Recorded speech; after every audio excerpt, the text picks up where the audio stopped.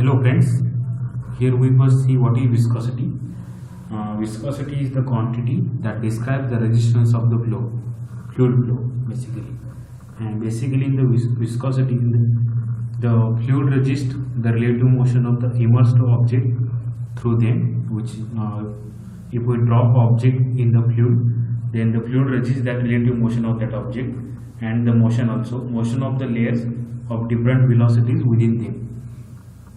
And this viscosity is the ratio of shear stress to velocity gradient of the fluid in that fluid.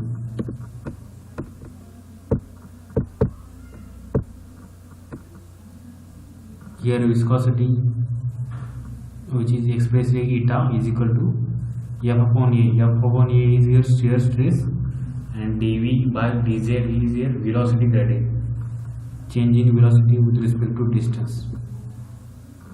Here the comparison of Newton's law of viscosity and Newton's law of motion.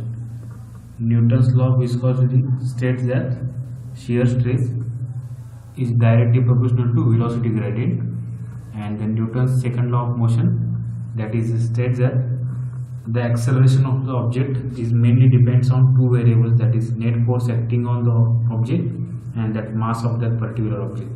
So here we see the expression for law of viscosity.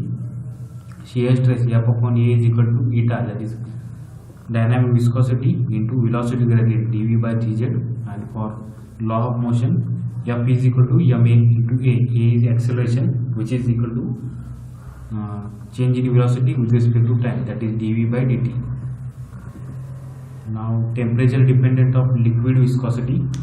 Liquid viscosity tend to decrease as its temperature increases. That means viscosity is decreases, we will increase the temperature of that particular liquid. And for example, if we consider here a liquid, consider this liquid metal inlet and outlet shown in this figure.